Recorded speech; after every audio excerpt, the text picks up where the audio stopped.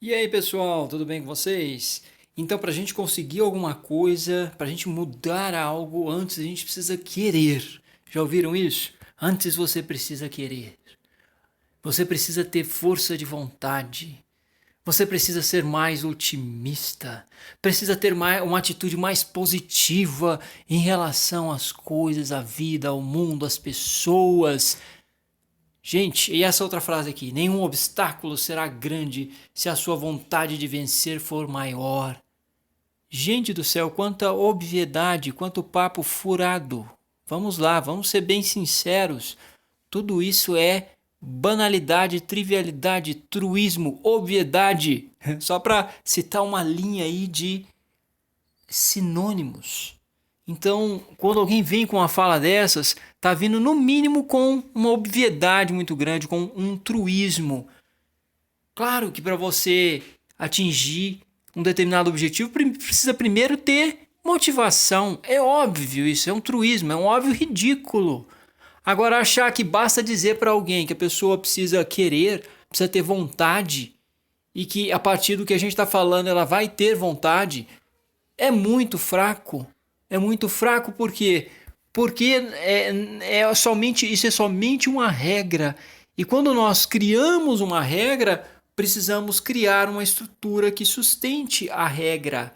Ah, o que seria uma estrutura que sustente a regra? Existem esquemas de gratificação que ajudam a sustentar a regra, como esquema de reforçamento, reforçamentos mais que se dão num plano. Até esqueci o nome, tá, gente? Desculpe. Mas é um tipo de esquema de reforçamento que ele é mais irregular, tá? Uma das coisas, por exemplo. Mas você precisa sustentar a regra. Se você coloca uma regra e não tem um mínimo de reforçamento, de gratificação, por exemplo, ela não se sustenta, ela desaba. Né? É o reforçamento intermitente, né?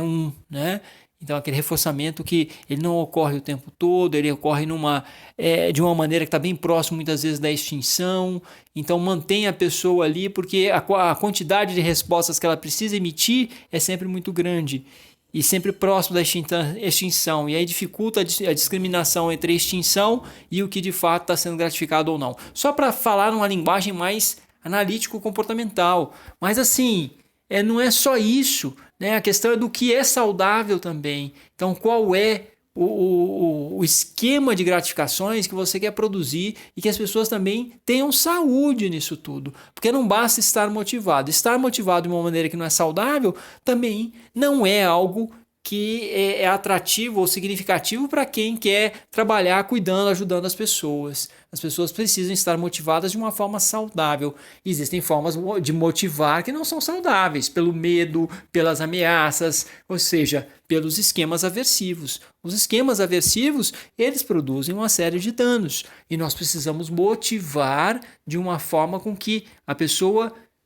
a motivação seja produtora também, não só de alcançar ou de lutar por alguma coisa, mas produtora de bem-estar, produtora de saúde. E em relação a esses truísmos, por que são truísmos? Primeiro porque é óbvio, né, que a pessoa precisa querer, isso é óbvio, faz o menor sentido falar um negócio desse, né? Ah, mas como se falasse a pessoa precisa querer para ela acordar, para ela começar a querer. Ah, que coisa, né? Basta você dizer para alguém, ó, você precisa querer. E a pessoa vai começar a querer a partir disso. É ridículo, ridículo achar que isso vai acontecer assim de forma automática. E também a questão do querer. A primeira pergunta que surge é a seguinte: ah, para mudar você precisa querer. Mas ok, como é que vai fazer para essa pessoa querer? Essa é a pergunta que a gente faz. Ah, como é que vai fazer para essa pessoa querer? Uai, ela tem que querer, ela tem que gostar. As pessoas às vezes falam, tem que gostar. Mas o que fazer para ela gostar se ela não gosta? Então, e aí as pessoas sempre tendem a encontrar novamente uma explicação circular em cima da outra. Quem insiste no senso comum, quem insiste nessas justificativas da indústria do sucesso. E o que é a indústria do sucesso? É o próprio mercado da autoajuda, do senso comum, que vende sucesso o tempo todo, que vende frases de efeito, retórica, e a partir disso consegue produzir engajamento de muitas pessoas, consegue produzir aí um mercado de venda de retórica, na verdade, de venda de efeitos de sentido, venda de esperança. E as pessoas vão seguindo e continuam seguindo regras que não são muito sustentáveis, continuam seguindo comportamentos, continuam seguindo pessoas e assistindo pessoas que emitem comportamentos que são enfeitiçantes. Na verdade, existe mais um efeito enfeitiçante em quem está falando e proferindo uma palestra motivacional do que nos próprios efeitos que isso irá produzir na vida da pessoa. Palestras motivacionais são somente fonte de inspiração, de engajamento às próprias palestras motivacionais e não necessariamente de engajamento à própria vida. Pode produzir um primeiro empurrãozinho, um piparote? Pode sim, pode inspirar um pouco sim, mas com muito poucos instrumentos para de fato a motivação se sustentar de forma sólida e mais perene na vida da pessoa. Então, o que é que precisamos? Precisamos de intervenções no próprio ambiente da pessoa. Intervenções na vida da pessoa. Como é que é a vida dessa pessoa? O que faz parte da vida dela, das interações do ambiente dela? E é aí que vamos interferir. E para poder interferir nisso, como terapeutas, muitas vezes nós teremos que tentar fazer com que se produzam mesmo mudanças no próprio ambiente da pessoa e não dizer para ela que ela vai produzir essas mudanças, que ela é a fonte das mudanças, porque ela não é a fonte dessas mudanças. Não é. A mudança não está dentro de nós. Vamos entender isso. Isso é uma questão fundamental, teórica, de base do behaviorismo radical, da análise do comportamento, mas é uma questão muito sólida. Se nós queremos ajudar as pessoas a mudarem de vida, nós precisaremos entender onde elas estão inseridas e muitas vezes nós teremos que ir até onde ela atua, onde ela vive, conversar com as pessoas com quem ela vive, tentar fazer negociação com família, com as pessoas do ambiente de trabalho dela, para produzir de fato mudanças que venham a produzir mais bem-estar para essa pessoa e mais bem-estar para todos, na verdade.